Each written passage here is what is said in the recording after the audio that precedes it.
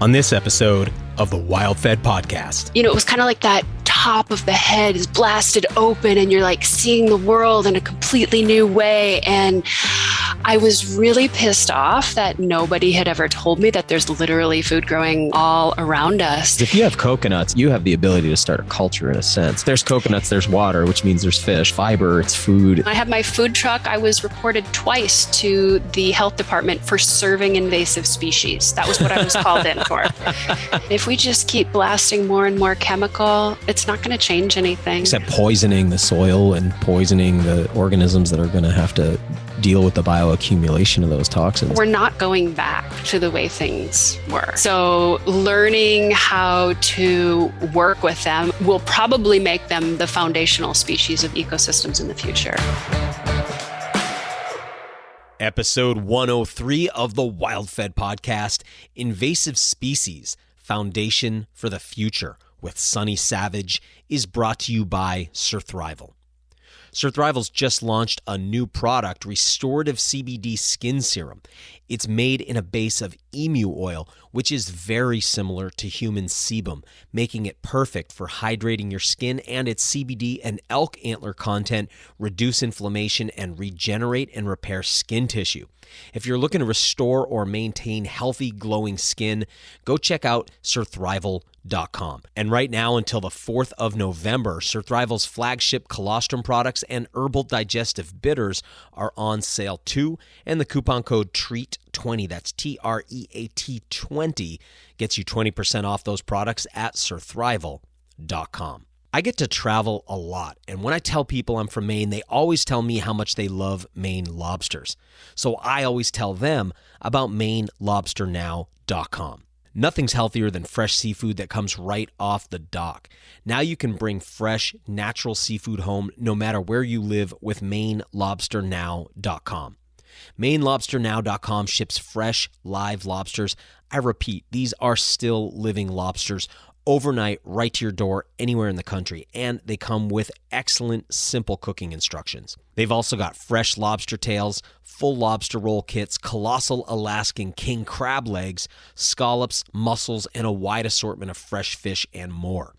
Use the coupon code WildFedLobster for $10 off your first order at MaineLobsterNow.com. Demand more from your seafood and experience Maine lobsters delivered right to your door with MaineLobsterNow.com. I'm Daniel Vitalis, and you're listening to the WildFed podcast, a show about reconnecting with nature through hunting, fishing, foraging, and food. WildFed. Food is all around you. It's my pleasure today to share a conversation with Sunny Savage of Maui, Hawaii, a modern-day wild food pioneer and incredible asset to our community of foragers, one who's been doing this work for some time now and who's helped tread a path that I myself am getting to walk now. Sunny teaches wild food internships. She created a foraging and cooking television series. She ran a food truck featuring foraged ingredients, and she's even created a foraging app. She stays busy sharing her lifestyle via social media and her in-person trainings, and she's been a huge inspiration to me as I get my own voice out into the public conversation, teaching and sharing about wild foods. While most of us think of Hawaii as a kind of tropical paradise, there are, in some parts of the archipelago, darker forces at work than just the endless golf courses. Villainous bioengineering companies test their toxic wares there, and invasive species, otherwise balanced into their own native ecology, wreak havoc on the naive floral and faunal assemblages of the Hawaiian Islands. While the typical response from conservation groups has been to reach for pesticides, very often from those same bioengineering companies I mentioned a moment ago, Sunny's been presenting a different approach, making them, when we can, into foods. Sunny shares some powerful insights in this interview that are very important to the ongoing conversation we've had here on this show about deleterious non-native plants. And this is just a compliment to her otherwise wonderful wild food wisdom. So enjoy this conversation with the one and only Sunny Savage. And let's keep putting foraging pressure on those invasive plants when we can. Not because they themselves are bad, but because our native species need some time to adapt to this quickly changing landscape. Sunny Savage, welcome to the show. Thank you so much. It's great to be here. This is a long time coming. I've been kind of following you for a long time, and you've been on my radar. And we met in Lexington, Kentucky, of all places, earlier in the year. Being funny, being I'm up in Maine and you're in Hawaii, about as far away as you could be, I guess, still be in the United States. Eh? Yeah, pretty much, pretty much. Yeah, that was a great event, and it was fun to meet you in person for sure.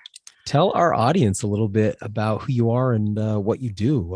Obviously, you're kind of the one of the main foraging voices out of Hawaii. Well, yeah, I'm a forager. I identify as a wild food forager, and that has been, many different things through the years, as far as, kind of my work in the world and how it's being presented and the forms that it takes. But yeah, I'm a wild food forager, and I've been super blessed to really be able to follow my passion and have that be my work for many, many moons. So, yeah, and I live on the beautiful island of Maui in Hawaii, and just, just doing my thing here. So, yeah. you know, I guess, I have followed you for a while, but I'm realizing as I kind of look deeper into what you do that you've been a voice in the foraging world for some time. I'm curious about kind of how long you've been doing that because I talked to you recently and was like, oh yeah, I've got this TV show going. You're like, oh, I did that a long time ago, and so I see you've already, you've made a television show about foraging in the past. You've been a voice in this scene for a while. So kind of what's the background? How long you been doing it, and what got you started in it? Well, I grew up with back to the land parents. So they were kind of like hippie intellectuals, really wanting to walk their talk. And so they moved out into the Smoky Hills State Forest and purchased some land that the state was selling. So I literally What grew state is up. that? That's in the state of Minnesota. Okay. So I grew up in northern Minnesota near the headwaters of the Mississippi River. And I mean, it was like a half-hour drive to a town of 2,000 people. I grew up super, super Mm. remote, no neighbors. I mean, it was the wolves and the bear and, all of the critters around. So I certainly really do credit my parents for um, just providing that container for a life that is in touch with uh, the natural world. And so I grew up, we tapped maple trees and certainly eating wild columbine flowers and wild berries. But I wouldn't say that they taught me everything I know about foraging. Yeah. That was certainly there is a moment in my life when that happened for me. And I had, when I graduated from high school, I went and worked in Antarctica for a year.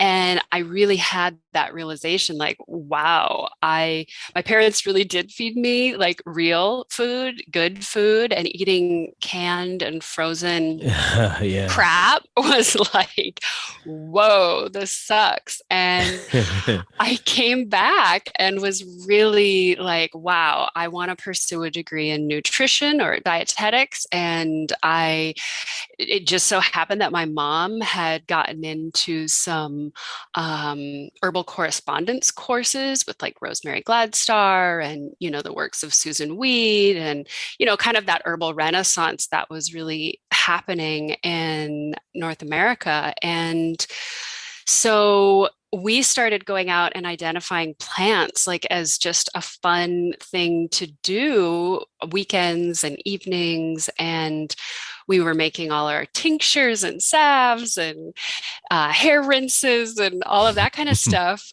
And I loved it, but I remember my moment picking up one of those books and reading that some of these plants that were medicinals were edible.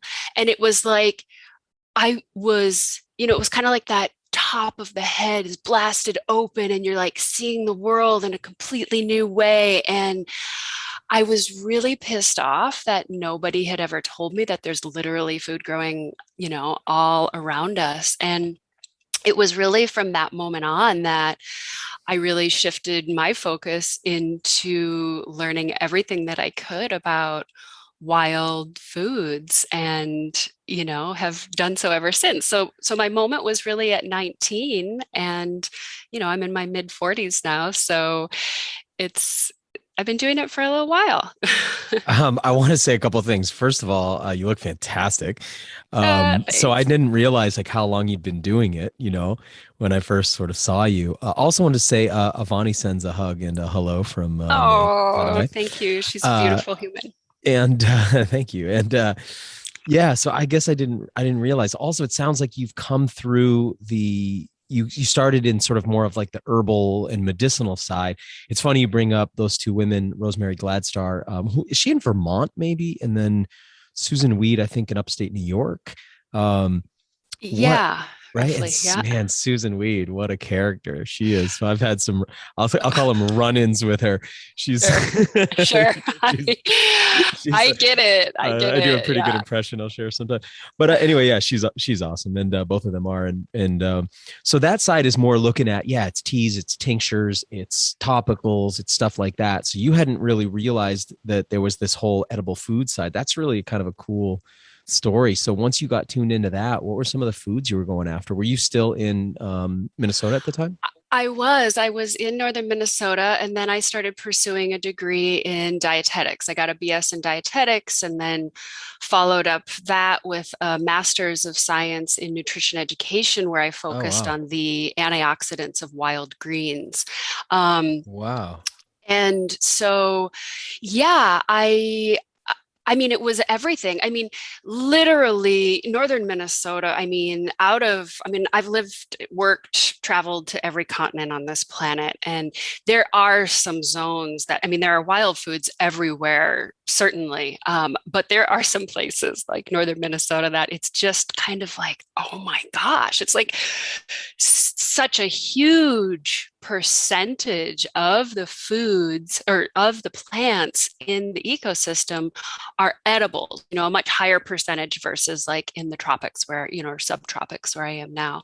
Um, so, it was everything. It was cattails and acorns and violets and dandelions and burdock and, just so many things. That's the incredible wonderful thing about a love and passion for this beautiful planet we call home, and that it's kind of endless. You can never know it all, and there's always new things to learn. So I started down a certain road, and then it gets to be this point where it's like, I'm one of those like screamers in the wood. It's like, oh my gosh, like I Yeah. spotted something else that I haven't met before, and wow, I get to introduce myself and like say, hey, what up, to a new being. And then you know if we're blessed to be able to eat it, then have that become that genetic transfer of information,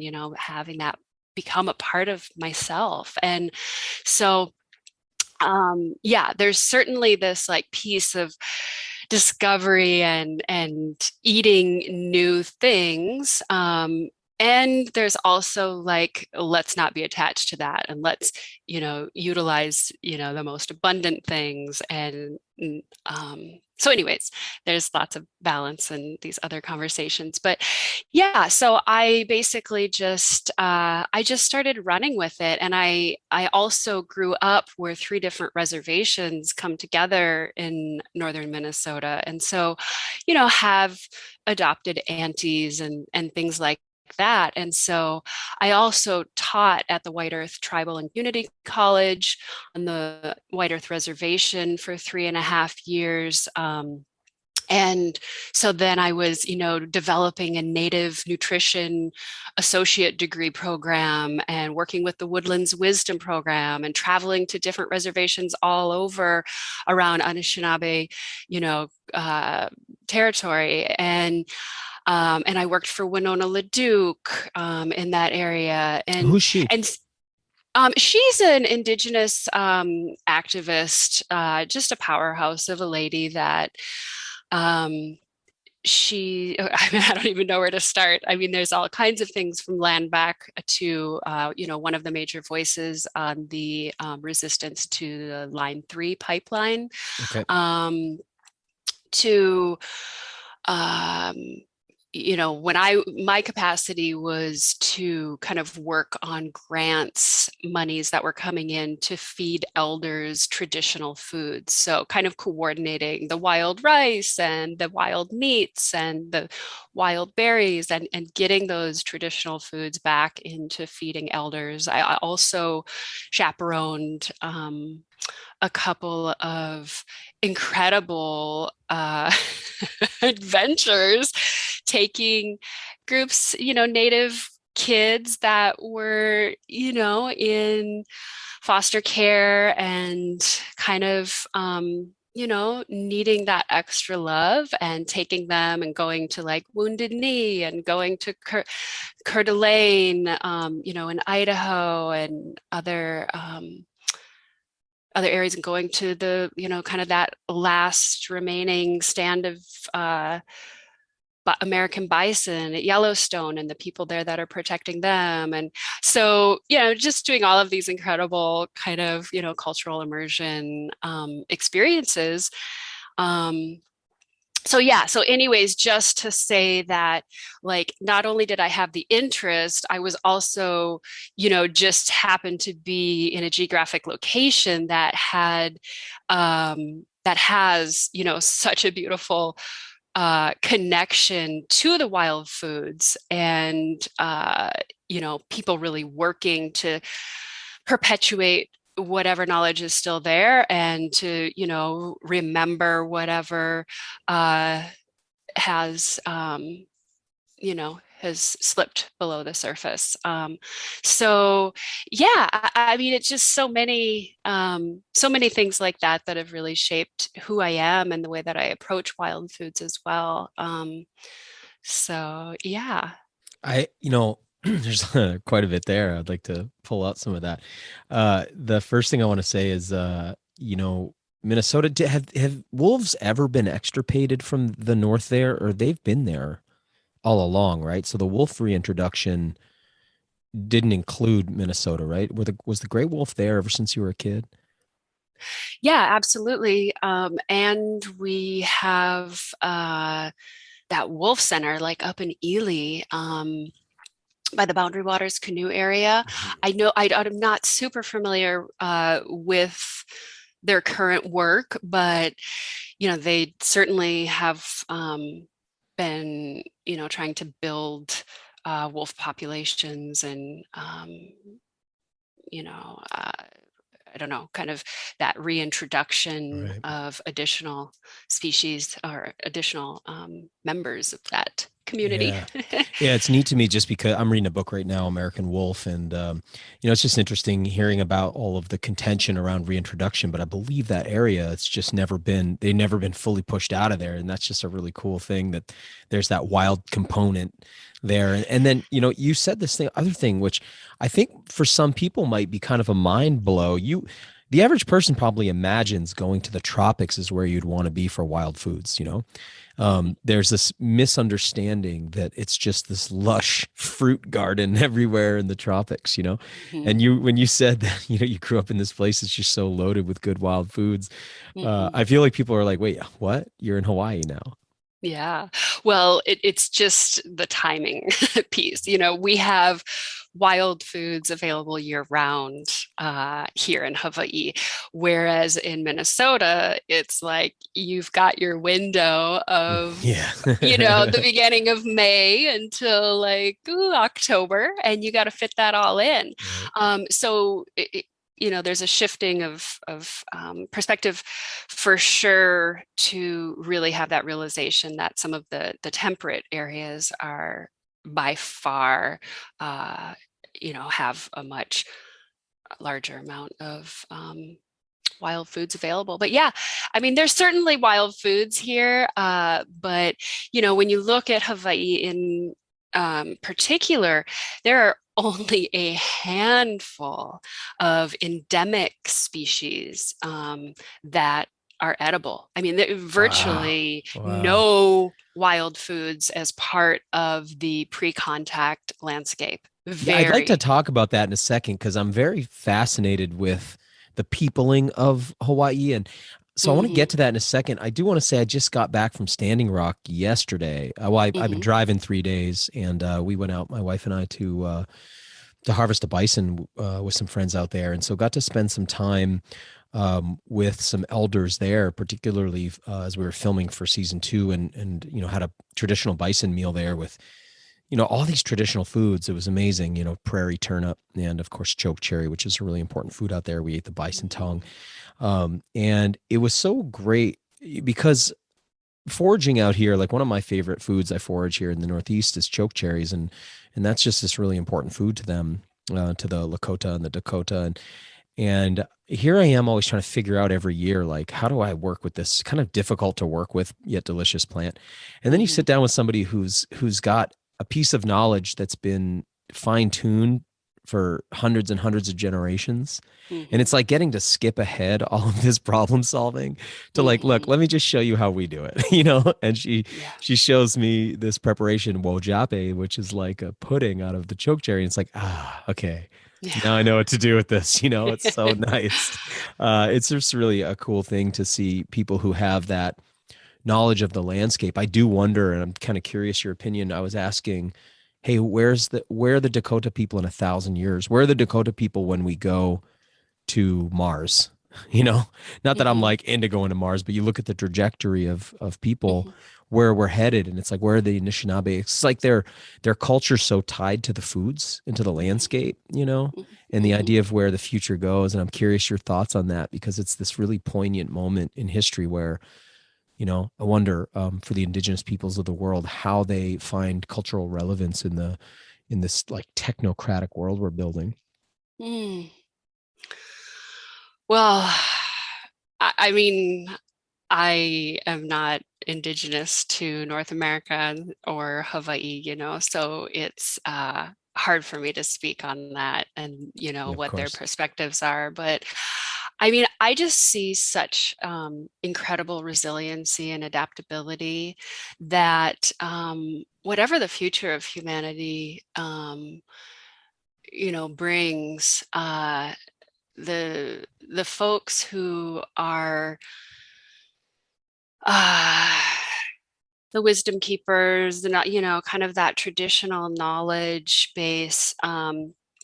It's a real formula of the ways in which you approach the world and other people, and just your whole, like, quote, energy body, and the way you process information. I mean, I see so much of kind of the mainstream society, like, people are, everything's always like, it's always a rush, it's always Yeah, like yeah, everything needs to happen yesterday. And so that busyness and the rushing, so anyways, I feel like, um yes, absolutely, like, this is the talking point. Like, we're working to have these um, ecosystems stay intact because the people are singing,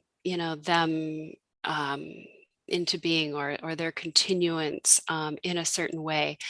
And yet at the same time, like, damn, like, they're going to be able to apply that anywhere. yep, That yep. is a mindset, a way of being that I certainly am, why are we um, focusing energy on going to Mars when we can't we're just Take going to care of this planet. take care of this planet, and just applying that same Yeah. mindset, to another place. But if they're holding on to their, just a totally differently embodied way of interacting with things, that their experience of that will be different. And so that I just hold a lot of value, and I know the strength of that would carry on in wherever it would be. I plan to be hiding behind a tree when the ships leave for Mars. I'm staying behind. Yeah, I find it's just all this is a very interesting moment in history. As it's almost like there's this like point where people are becoming like actually dissociated from the natural world. I mean, you must see it all the time. And it's amazing because it is side by side with them, but people are living in this fully built environment and digital environment, even though they're here on Earth. And it's kind of like frightening. And it's also like a bifurcation because there's all the people like yourself and myself, and we're like not interested in that as much, Yeah. and trying to like, go ahead.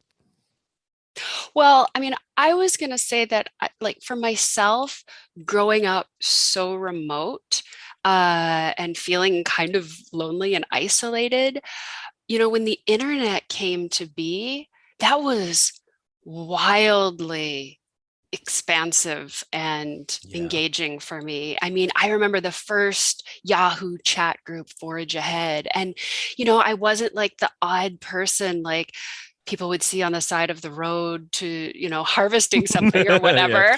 I knew that I wasn't alone. Like, I was connecting with people around the globe who had a similar interest. And so I've always loved technology and its ability to connect and expand my own consciousness. And I mean, yes, we are at so many decision points, or,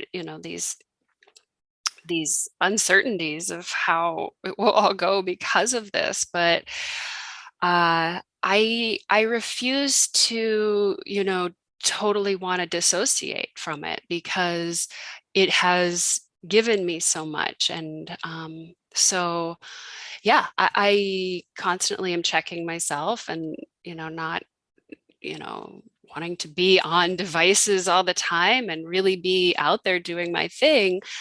But if, it's all about self-control. And if you have the self-control to do that, then it can also be a really beautiful piece. I'll definitely echo what you said, because it's absolutely given me a kind of a life that I would have only dreamt about.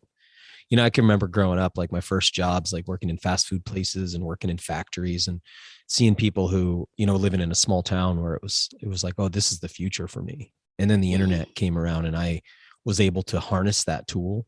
And it's allowed me to create just such an incredible lifestyle and to do and go so many places.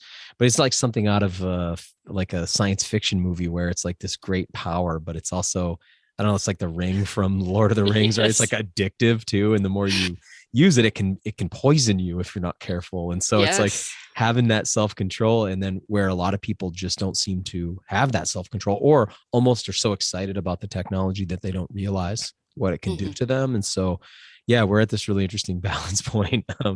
Very, very strange time in history. Kind of going back to what we were talking about a minute ago about Hawaii and its endemic foods. The people group that arrived there originally, now they come on, somehow they are wayfaring. I mean, it's incredible to me that the idea, when you look on a map, right, there's a globe here. I think it's the largest accurate globe on the planet. It's now Garmin. It used to be Delorme, so it's just north of Portland, Maine. And I think it's in Freeport. And so it's like a 3-story tall globe that they built. It actually turns. I mean, so it's incredible. There's all these platforms you can go up to view it. And when it turns around to the Pacific Ocean, you realize like 180 degrees of the globe is mostly just water. Like the Pacific Ocean it's vast, right? And there's Hawaii just sitting there in the middle. You're like, how did people get there? But something that fascinates me is they got there not just with other people, but they got there with dogs, and they got there with pigs, right? Like they brought Mhm. and fire and, I mean, they arrive with all of this. I'm picturing people on boats with fires. It's like, it's wild to me to think about with all these animals, how, Oh my I don't know, gosh. not that you can tell me how, but like, how did they do it? But they got there. And then what were the traditional foods for the people? Because obviously they thrived there. I mean, I imagine fishing must have been a huge component. Yeah. It is absolutely mind blowing. I mean, we are the most isolated, inhabited islands on the planet, and yeah, you look at the map, and it is Doesn't make like sense. whoa. Doesn't Um, make sense. so yeah, so what they're known as is the canoe plants here. So the canoe plants were brought on the canoes by those Polynesian um, voyagers. We'll get back to the show in a moment, but first, the WildFed podcast is proudly sponsored by Redkill Mountain Homestead Farms. Redkill Mountain in upstate New York is home to the state's largest wild apple savanna. This unique ecotone boasts thousands of seed-grown feral apple trees on a pristine, spring water-fed mountainside overlooking the Delaware River Valley. Unlike the grafted cloned apples you buy in the store, that's right, even organic apples are genetic clones, Redkill Mountain's apples are different. Just like nature and Johnny Appleseed intended, all the apples there are born from seed. This means that the apples you get from Redkill are unnamed varieties, varieties you've never tasted before, and they've never been sprayed or even irrigated. These are truly organic, natural wild fruits. Why does it matter? Wild apples have been proven time and time again to be significantly higher in nutrients, with one USDA study finding as much as 475 times more phytonutrients than their domesticated counterparts. A rich source of the flavonoid antioxidant quercetin, as well as potassium and magnesium, wild apples could be part of your late season immune health strategy. I eat them the way the folks at Redkill Mountain taught me: skin, core, seeds, and all. Redkill Mountain hand selects apples and gently packs them in boxes to ship directly to your door. While these apples make a great hard cider or other apple products, Ashley and Matthew believe they are best enjoyed simply eaten. That's why they've created their Wild Apple Tasting Box and their Wild Apple Cleanse Kit.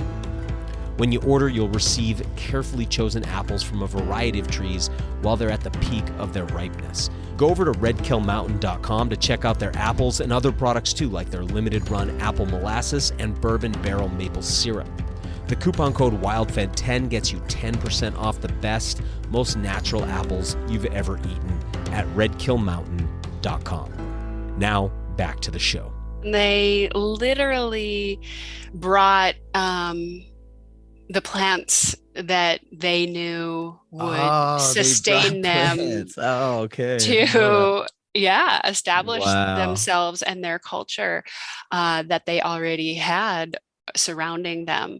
So like I mentioned, there are very, very, very few endemic or indigenous plants to Hawaii that are Really? edible. Coconuts, And though, are they indigenous to the island? coconuts are thought to probably be indigenous, which means that they came by way of wind, water, or wing. Uh, probably floating here, but even that, could be a stretch. It's Okay. so certainly they were brought by the Polynesians, but it's thought that there were probably some coconuts that may have landed on the shores. But Because if you have coconuts, it's like you have the ability to start a culture in a sense. I mean, if there's coconuts, there's water, which means there's fish, and then it's like, man, coconuts, fiber, it's food, it's oil. it's such an incredible poem for sure. Yeah. Yeah, I mean, what's thought is that there was um, a new species introduced via that, wind currents or floating on the water or through, winged birds every 3,000 to 5,000 years. So the archipelago, the Hawaiian island chain, which, we have these, whatever, 7 main inhabited islands, but then you have over 250 small uninhabited islands, which extend in this Wow. long arc. Um, but the Hawaiian island chain is only 28.6 million years old. So it is very Hmm. fresh on the planet in geological time. And Dinosaurs were so gone and it was still not there oh yet. yeah, dinosaurs long gone. And so out of that 28.6 million year, history above the surface of the ocean, one new species introduced every 3 to 5 thousand years. Slow. Versus now we have an estimated 1,000 plants arriving Wow. via plane, boat, planes and boats per year, 1,000 per year. No. And roughly 10 of those become naturalized and one will become invasive. These are just kind of the numbers A that year? yeah, a year. Wow. It's chaos in a sense, ecologically. So fast. Ecologically, yeah, we have the highest rates of endemism in the world. And just so folks know, endemism means like if something is called an endemic species, it means that it is found there and nowhere else on the planet. So we have I've heard numbers around 90% endemism in Hawaii, like Hmm. species that are found here and nowhere else. And that's why it's oftentimes called the invasive species capital of the world, because Yeah. we just invasives are such a huge issue in island ecosystems around the planet. And then you just compound that with Hawaii, which already has like so many unique things, that it becomes especially painful. Yeah, I was just talking to Avani about it last night, knowing we were going to be chatting, and just, I spent about 6 months in Maui at one point in my life when Oh, it no feels like way. a past life. Yeah, I was out in Hana and Uh-huh. Paia, Uh-huh. primarily in that area there. And, it's funny looking back, I did not know how to be around such positivity of the general vibe there.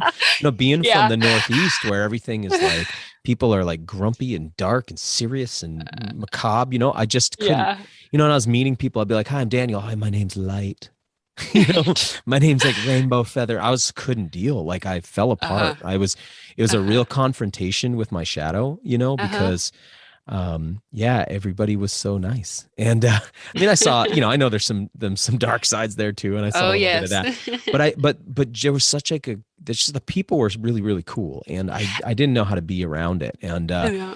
but I've grown a lot since, so looking forward to coming back. But something I was saying to her, because I think the average, let's say, person in North America imagines Hawaii is this like paradise, and I was saying, in many ways it is, especially visually it's so stunning, but also this invasive species issue is huge, and also correct me if I'm wrong, but it's kind of a test bed for a lot of the genetically modified foods now as well. Is that accurate, that a lot of those sort of plants are being tested out there? Uh, it's not so much the plants. I think more of that is happening in Puerto Rico, but they're shady. They're always shifting around. But we have open air testing of new chemical formulas. So Ah, so previously, because you get 4 crops per year, versus mhm. like being in North America where you have your one growing season. So they were growing the BT corn over on like the island of Molokai. This is Monsanto that I'm specifically talking about, who is Our now known good as friends. Bayer. Oh, Our good. they merged with Bear. Oh yeah, Bayer bought them out. That's been almost 2 years now. Oh, I missed Um, that. yeah, I Bear, mean these. Bear, the folks that brought you heroin. Yeah, these guys are nasty. And they, yeah, so they have these open air test fields where they're constantly coming up with new, stronger formulations of, herbicide, weed killers, and they test them in open air environments. So it is very, very nasty. I'm very proud to say that I was part of the collective amazing group effort here on Maui to get legislation or get a ballot initiative on, and then it was actually voted where the population of Maui County literally voted to put a halt to GMOs until we could, kind of prove safety. And of course, it went to the Ninth Circuit District, or the Ninth Circuit Court. The federal one, which is our closest, is in California, and where Monsanto won, saying that like a county has no, legal right to do that. But it wasn't just on Maui. Nearly every single island in Hawaii passed their own kind of or I don't know if legislation is the right word because it wasn't put into law, but their own ballot initiatives that were addressing the abuse of local populations being exposed to those chemicals. And so, yeah, it's a huge thing here. And all the big players are here in Hawaii doing experiments, not just Monsanto, but the others are here as well. Oh, I just want to tear all that down. It's so frustrating that these people are able to perpetrate this stuff on the planet, yet their products are so pervasive. But even with that, I think about Hawaii as this place where you have all of, despite that sort of dark side of what's happening there, you have all these health influences. You have incredible sun, incredible surf, whether somebody surfs on a surfboard or not, it almost doesn't matter. That crashing ionic saltwater influence you have everywhere on the island. Something I really loved about it was that there's like a breeze always blowing like fresh air around. Yes. It's just such a I don't know, it feels like a very healthy place to live, despite what we were just talking about. It's a very healing place. And I think that probably the biggest piece of that is, this legacy that the Hawaiians have. They continue to embody and create, this living culture around aloha. And aloha is alive and well here. And share with people what that means. Well, again, this is my very, very, very loose, not being Hawaiian myself, but aloha is,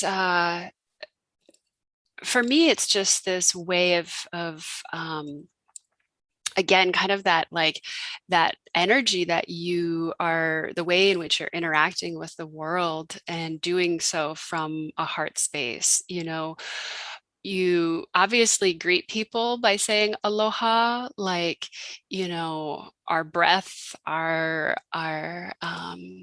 is being shared in a loving way. And you also, it's another way of saying goodbye, or to be in a way that is filled with love. You show someone aloha, you show them care and love and respect.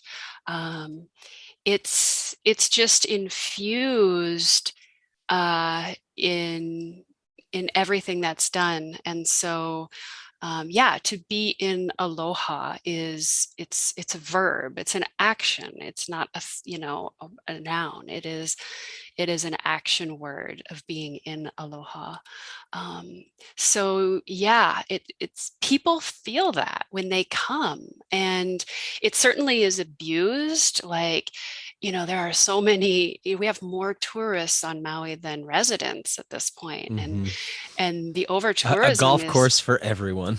Oh my gosh, like it's really asking a lot of people to stay in aloha while you have people who are entitled and just not really aware. And so I think it really puts a lot of people, and specifically Hawaiian people, Kanaka Maoli, in a situation of like that they shouldn't have to be put into, but it is a living, breathing way of being, and people feel that, and it's healing. And so that's it.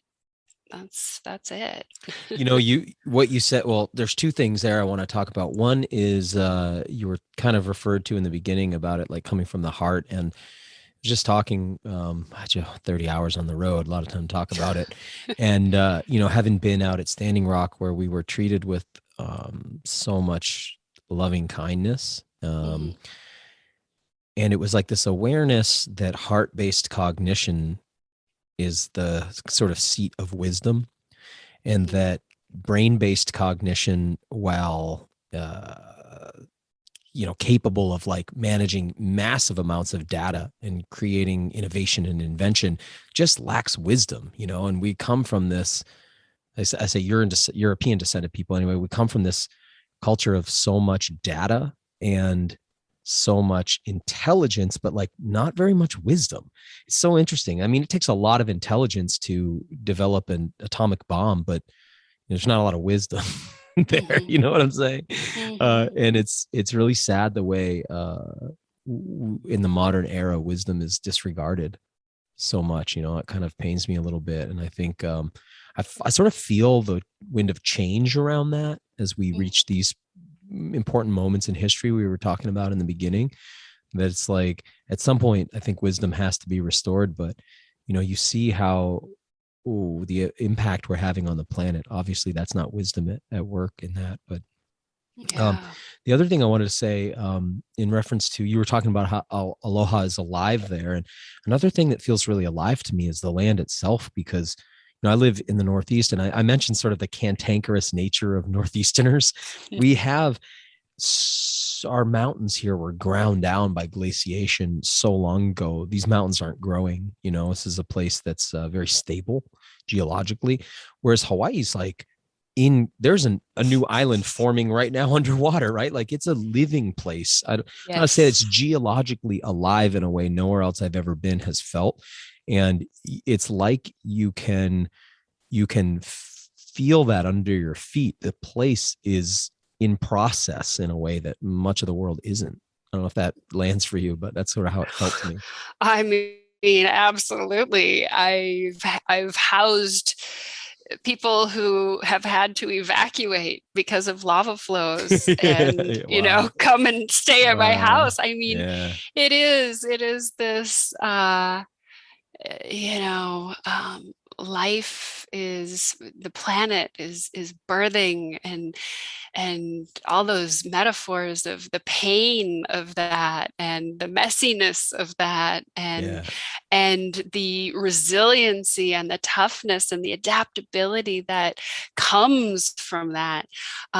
So there is a hardiness, and the energies are very big here. You mentioned like having fresh breeze here. Well, I think most people don't realize, like, we're clocking like a consistent 15 to 20 knots in the summer. People don't realize like those trade winds are they're moving, and probably I think the largest way that people die here is in the ocean and being swallowed by the ocean. I mean, it is powerful. So the elements are yes, they're big and they're moving, and so I've always loved that definition of respect, to look again, really. That's what the word actually means, huh? Respect. Well, yes. Like spect as in spectate, and to do it again as in re as in to do it again. Yeah. Like taking that time to really to look again, because I think like you feel the love, you feel the love, it's easy to relax and sink into that, and then not be mindful of like, like dealing with some big stuff here. I remember when I first arrived, I had been living outside for the summer. I was lifeguarding on the beach up here, and felt pretty competent in the water as a result, because I was always going out on the paddle boards, doing rescues, all those kind of things. And I remember walking out, and I was like, I'm going to sleep on the beach my first night there. And I remember being endlessly harassed by those little black mosquitoes you guys have that compared to here, a mosquito gets on you here, you slap it, it's gone. There they have like the speed of a housefly. So they're like very hard to kill, very like smart little, I remember being really plagued by them. And then I remember I made it through. In the morning, I wake up, I'm just covered in bites. I'm like, I gotta go in the water. I remember going in and just doing like, I'm going to kind of like body surf my way in. And I remember getting picked up vertically, turned 180 degrees and slammed on my nose and neck so hard.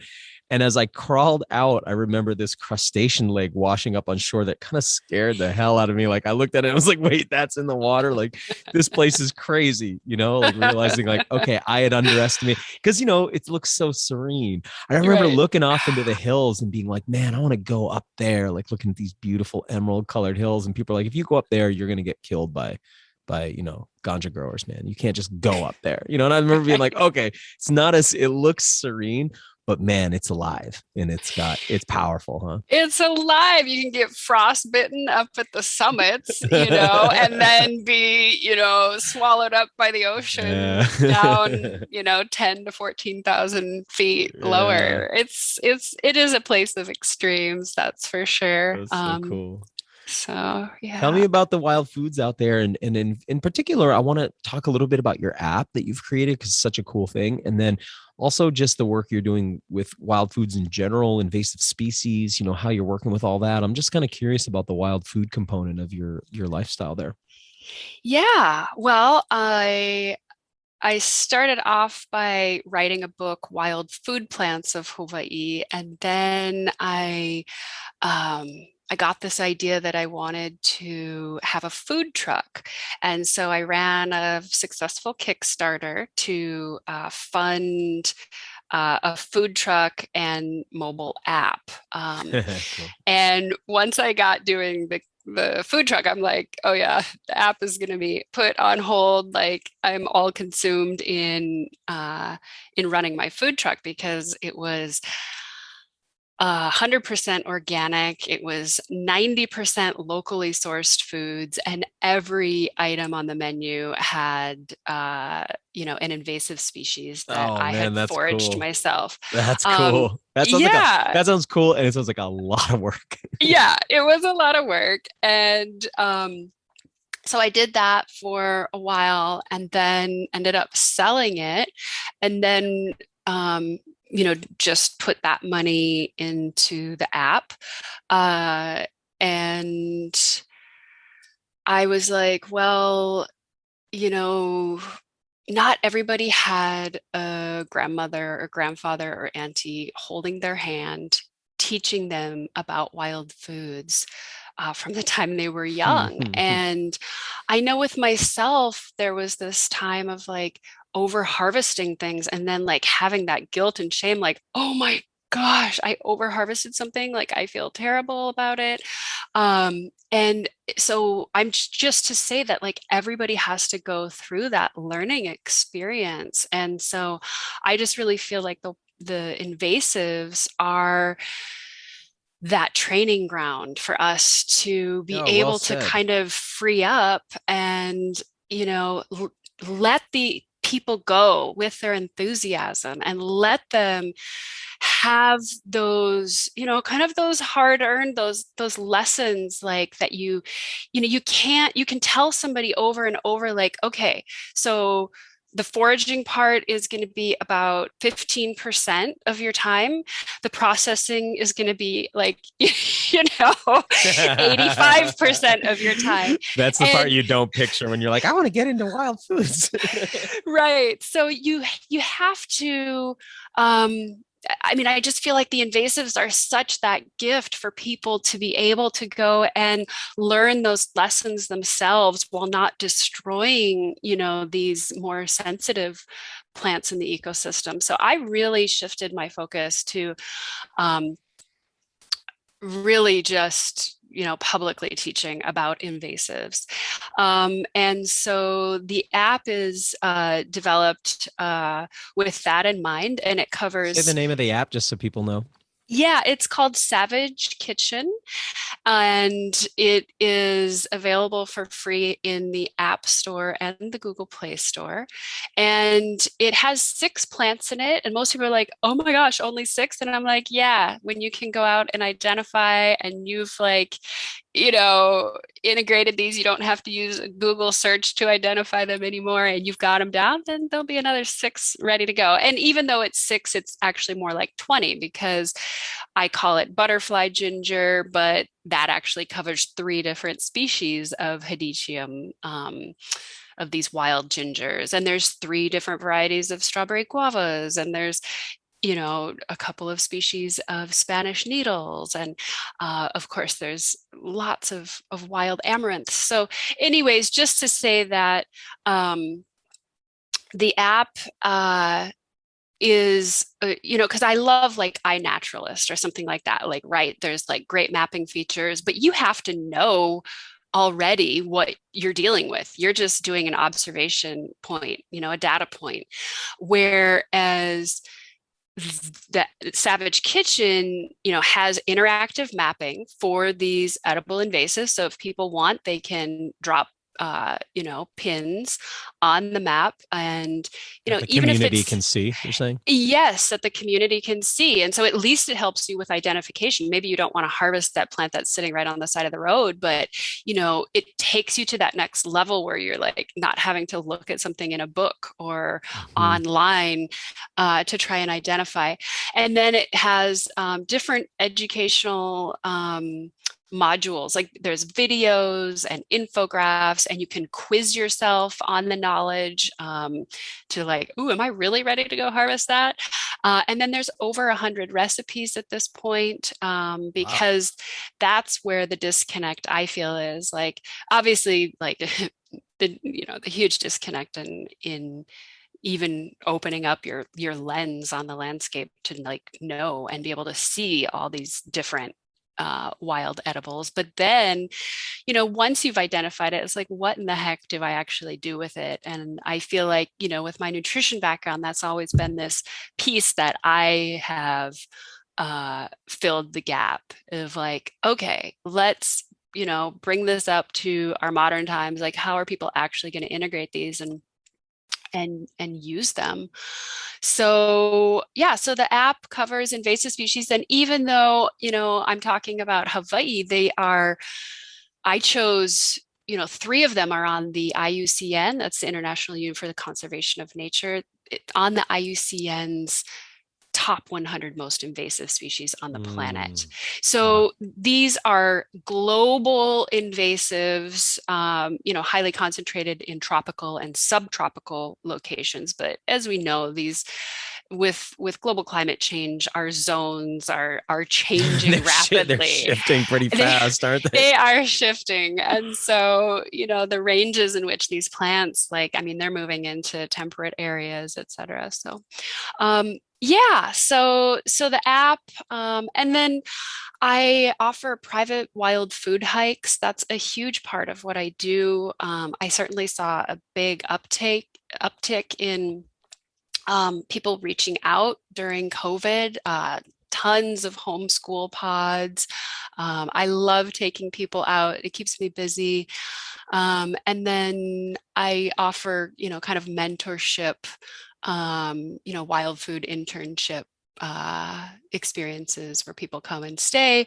And I'm working on, I'm actually really juiced up right now to be able to, I'm working on kind of the structure of it, but offering paid internships, because people, yeah, for local community. What I get is, there's oftentimes people that come from faraway places and then they leave the island, and then that knowledge is gone, and it really needs to stay here. And so that's why what's never thought about that. Yeah, that's what sparked me to, work on making paid internships available for Hawaiian and local folks here, so that the knowledge stays here. Because people want to do it, but it's not an inexpensive place to live. And, if I can work with somebody for a year and keep that knowledge here and, do all the fun, longer term experimental wild food things. I want to be tapping ironwoods and working with coral vine, and there's every forager's got their list of things. All right. I want to hang on. You can tap ironwoods? Apparently, I mean, I'm Yeah. That's interesting.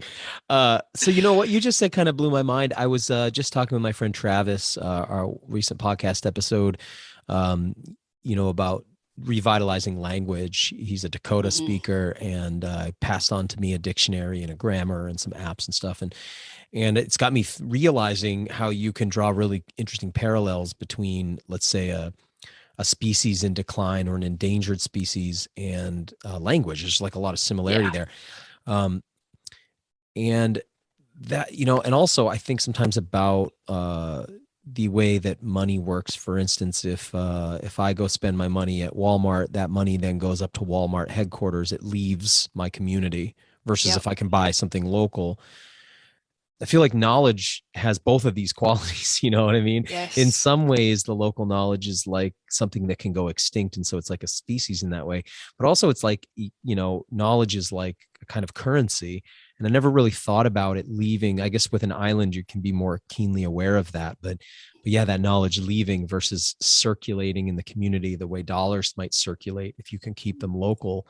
So that's a Yes. really neat idea. I had just never really thought about it. Kind of reframed something for me there. So thank you. Yeah, absolutely. And I mean, it's really, moving forward, building relationships within our local communities. Another big piece that I do is these Eat Local Maui challenges, which I've helped organize and participated in.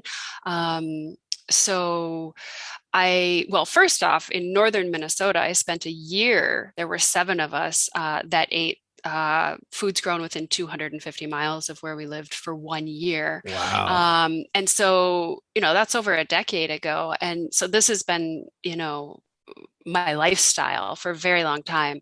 And then coming to Maui, yeah, like seeing how community organizes around those relationships where you've got COVID. We import 85 to 90% of our food in the Hawaiian Islands. I mean, it's insane. It's Wow. absolutely insane.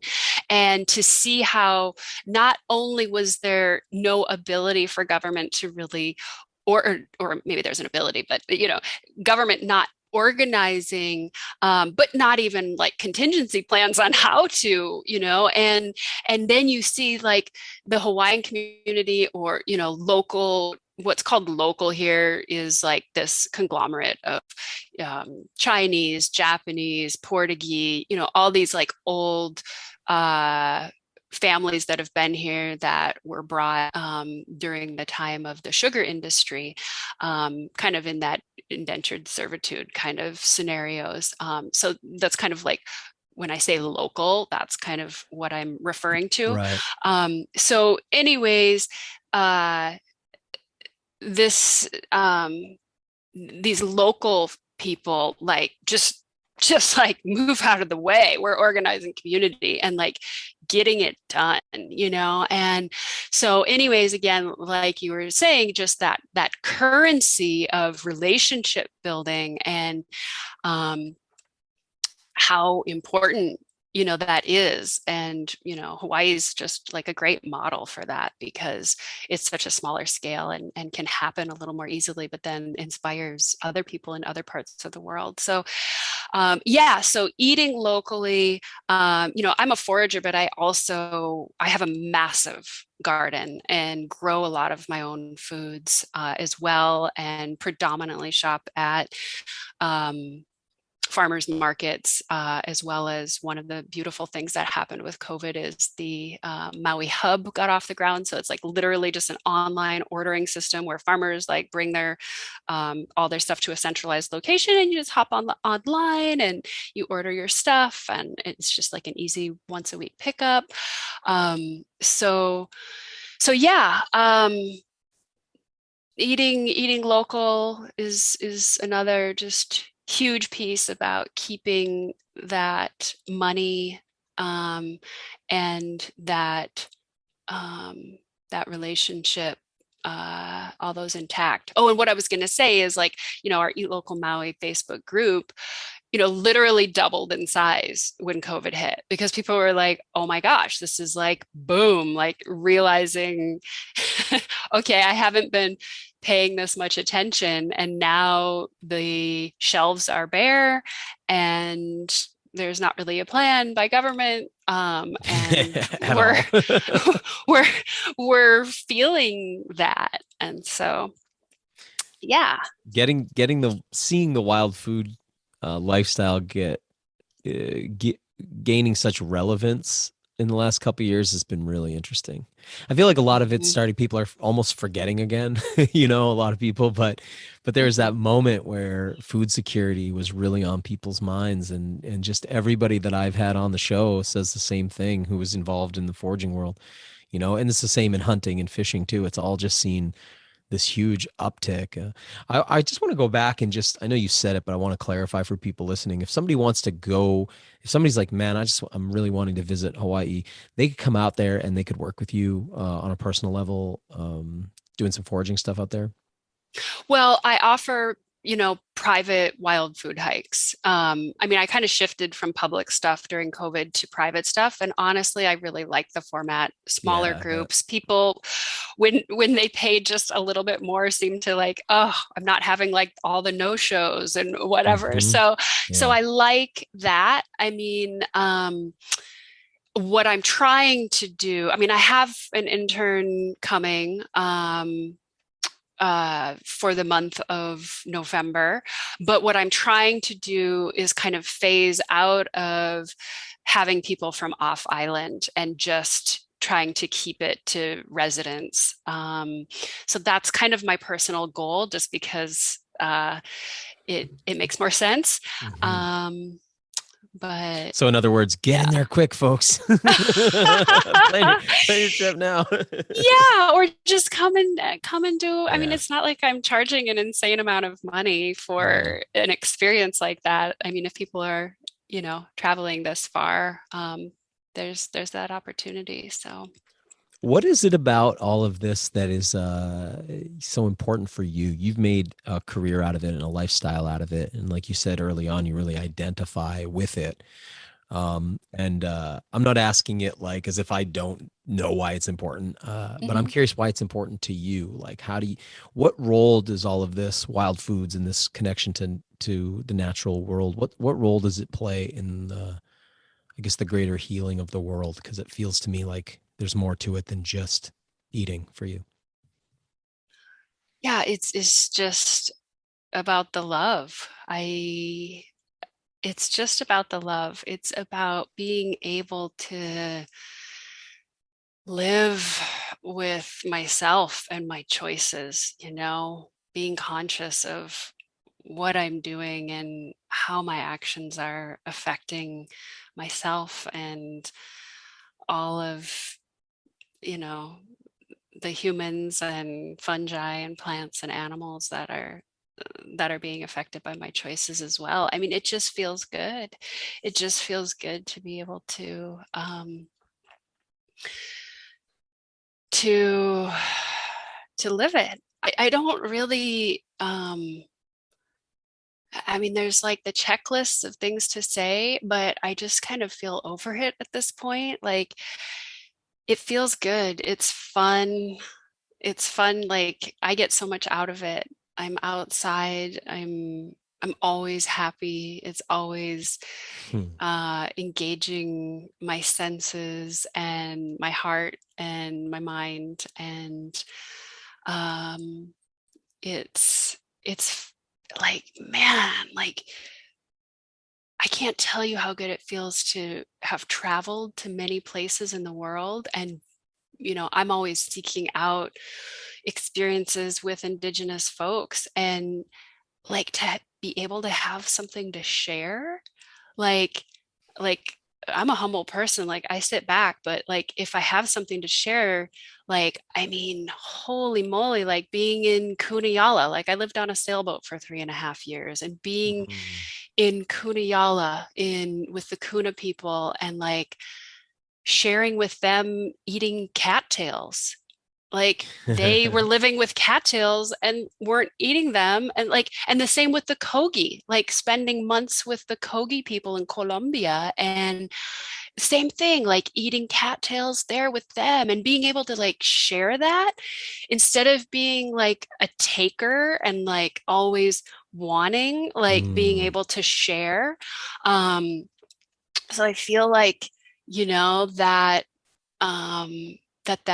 work that's involved with the lifestyle like creates so much community, and you know, you kind of like, it just feels like you're earning your keep, or Yeah. you're Wow. participating. And again, that having something to share, just that, um that's been some of the biggest parts for me. um but yeah, I mean, I love eating I'm a total foodie. Like I Yeah. Right. love eating delicious food. I understand the powerful nutritional piece of having a biodiverse diet. I mean, I feel like the wild foods are informing me through Mhm.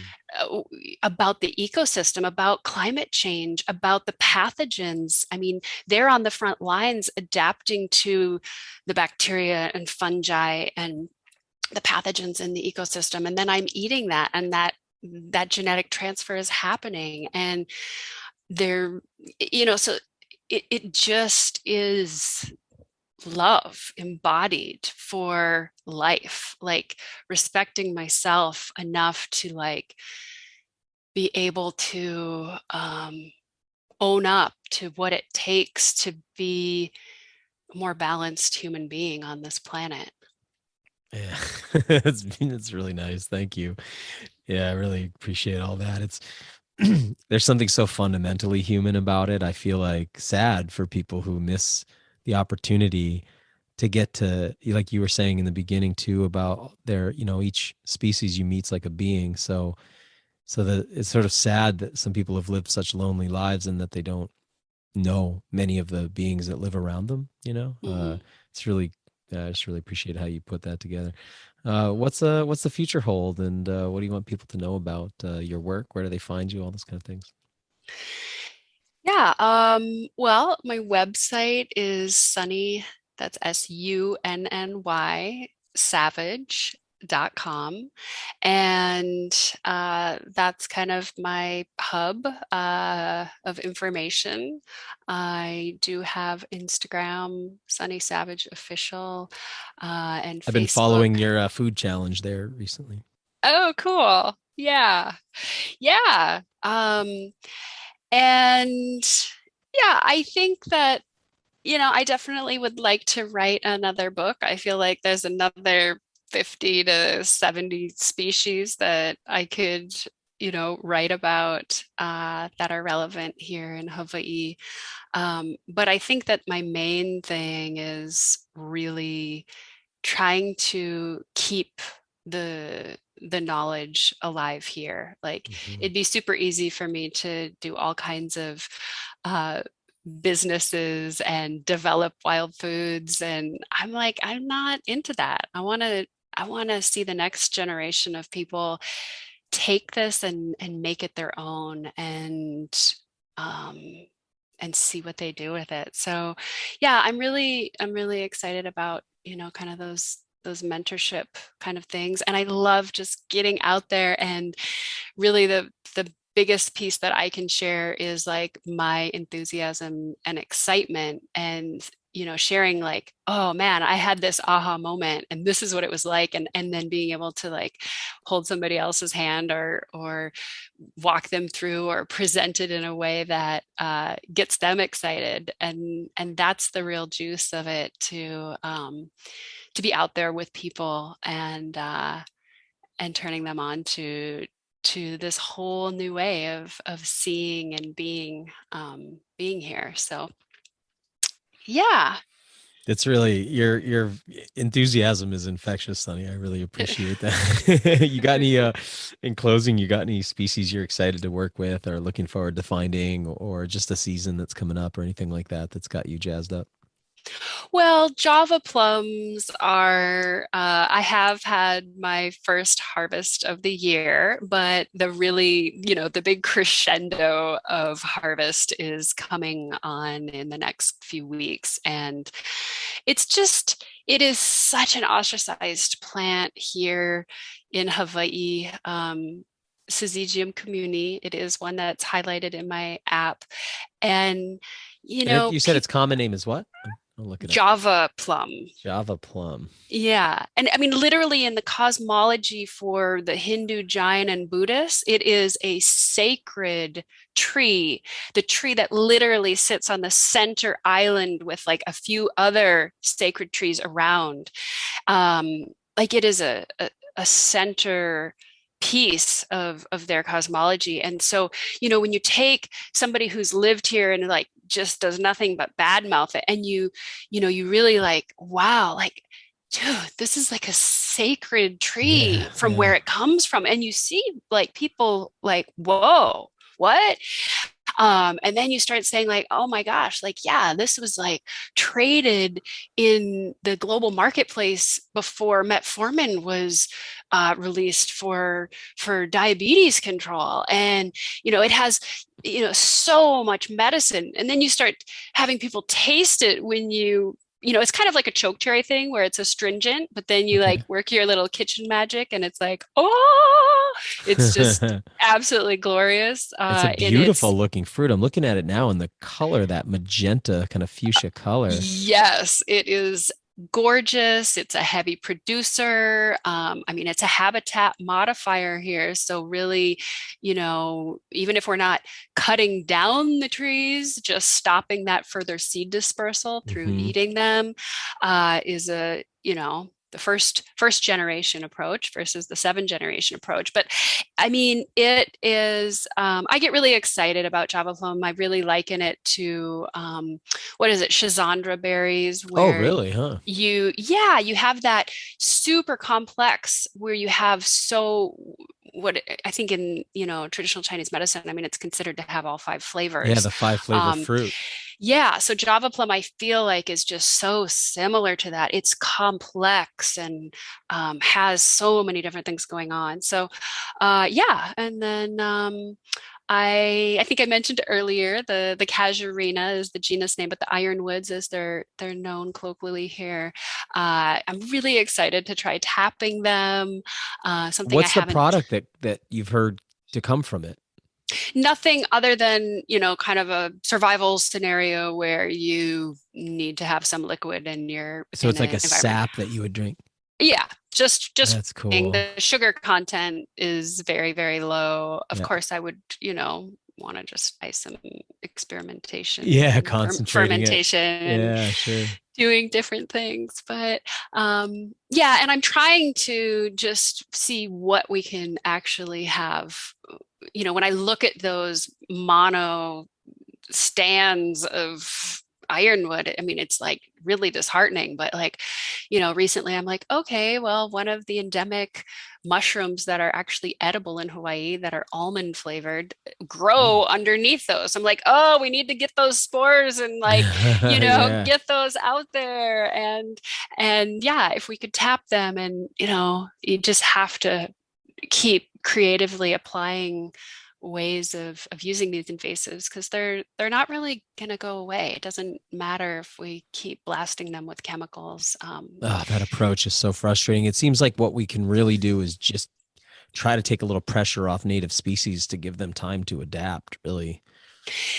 Yeah, I mean, and that warlike mentality is so prevalent in Hawaii where, conservation groups are very well funded. In fact, you've got like the numbers game where you look at the conservation groups on the island of Molokai and Monsanto donating over $150,000 worth of chemical inputs to spray the watershed, to get invasives out of the watershed. And, I have, all the people in conservation, or not all, many people in conservation follow and love my work on a personal level. But when I've tried to write grants and get letters of support, there is nothing, because they're all, the Nature Conservancy. Rachel Carson would roll over in her grave. I mean, they are funded heavily by Monsanto. You've got The irony of that, yes, right? yes, yes. So, when I try and do things in my community that would require a little bit more support from different groups, I am not always met with open arms, and that's because I'm a front runner in it. I have my food truck. I was reported twice to the health department for serving invasive species. That was what I was called in for. I mean, honestly, like, these are the things that no joke. And I mean, then you get reported, and then they got to come and re-inspect you, and all that crap. And so this is part of my path of always being, working that edge. But in Hawaii, like I said, the conservation groups are very well funded, and that is the mentality.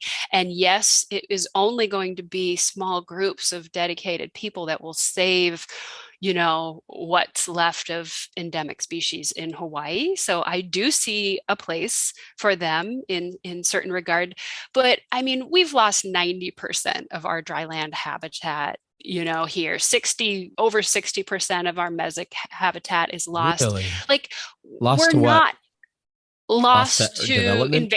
invasive species is Oh, yeah. actually the number one threat to Wow. what is invasive plant species is, Oh. though I would put fungi, in that as well, because we have things like rapid ohia death, which is wiping out massive amounts of our ohia lehua. So anyways, Not to mention animals like the mongoose that have done quite a bit of damage to the landscape as well, right? Well, the ungulates. I mean, mongoose, yes, but the ungulates, the pig, the axis deer, the goats. I mean, there's, yeah, it's a really big deal. And I think that there is that holding on to, like, the preservation piece, and we're not going back to the way things were. And so learning how to work with them. I mean, in all honesty, the characteristics that are allowing invasives to thrive in stressful, climatically unstable environments are what will probably make them the foundational species of ecosystems in the future. Whoa. Back it up. That was really deep. That was really profound. You can't just run past that comment. Can you just sort of say that again, just so it lands for people, because it's really powerful. I mean, in that sense, it's almost like, the adaptability of small mammals when when the dinosaurs could no longer stay, right? I don't know. Go say that again for us. Well, it is, in my thought, is that it's the invasive species which will become the foundations for ecosystems in the future. We know we're having ecosystem collapse. We know that climate changes, changing growing zones, etc. And so, yeah, the invasive species they're the fittest ones out there to the new colonizers of, from the plant perspective. Yeah. And man, if we just keep blasting more and more chemical, it's not going to change anything. It's really not. So learning, except poisoning the soil and poisoning the organisms that are going to have to deal with the bioaccumulation of those toxins. I mean, it's like when you're saying that, we're talking about glyphosate in a lot of cases, right? We're talking about Roundup. oh yeah, that's the number one applied. But I mean, you got the 2D and you have all of the next generation that are, far more toxic than the glyphosate. Glyphosate is the old news now. Right.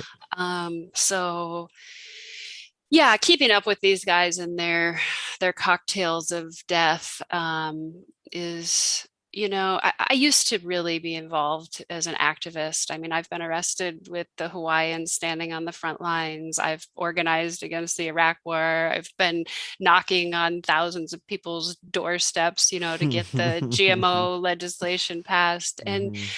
um, like I identify as an activist, but I also like all of that death and destruction that we're seeing is turning into compost to birth something new. And you know what, I don't want to just keep fighting that old dying stuff. It needs to be Yeah. acknowledged. We need to have people on the front lines. Like, I was at Standing Rock, I was just at Minnesota with at line 3. Like, it's who I am. Like, I can't help it. But I you know when you're in those communities, it's people are practicing for what's coming ahead. People are practicing that lifestyle of like, we're working in collaboration and we're composting and we're cooking and we're doing these things. That is the new cultural piece that's being born. Because I am an eternal optimist, but I don't really see a lot of hopefulness for our civilization to be making it. I certainly see the human species is continuing on, but Mhm.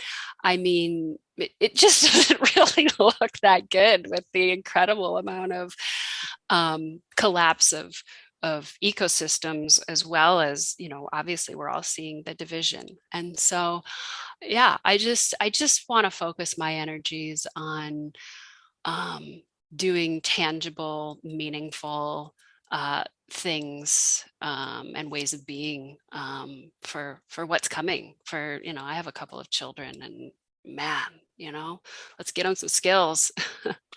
Wow, there's a lot there. Wow. Yeah, because you're talking about almost, it's like we've got to like time capsule or arc, maybe arc's better, carry through this storm, right? The things that are going to be useful for setting up on the other side of it. Because we're certainly, it's funny, like people will say, like, do you think our civilization can make it through this? It's like, dude, we're already in the collapse, bro. Like, look Yeah, around, it's already happening, yeah. sociologically as well as ecologically. And so, oh, that's Mhm. really wild what you're saying. So, I don't know, your work, it's really powerful and it's really important, Sunny. I really appreciate what you've done and then what you're doing and then what you'll do. So, yeah, thank you so much. You're welcome here anytime to share what you're working on.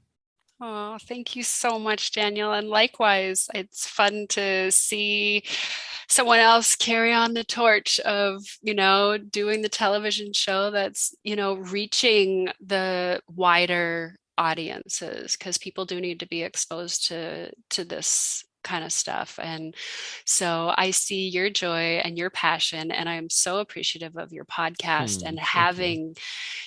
just having that gathering ground of voices. Like, I just love hearing who's out there doing what and these perspectives. It's so important. So thank you, um, from the bottom of my heart. Aloha. I'll Mm. be yeah, I'm looking forward to coming out there and working with you in person at some point and getting to see Yeah. another side of Maui than I saw when I was there and Yeah. yeah, Eating some but good wild foods. yeah, very much looking forward to it. Well, thank you so much for your time today. And just one more time, tell people where they find you. SunnySavage.com. Thanks for listening to the WildFed podcast. Help us grow this show by subscribing and leaving us a rating and review. It ensures better rankings and more advertiser interest, which translates directly into better shows, more awesome guests, and a constant stream of fresh new content. Have a question you'd like answered on the show, or a hunting, fishing, or foraging trip you'd like to host us on? Email us at info@wild-fed.com.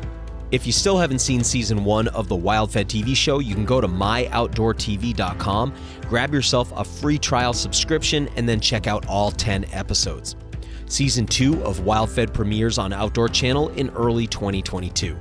And be sure to visit our website, wild-fed.com, to check out our store for WildFed hats, stickers, and more. WildFed. Food is all around you.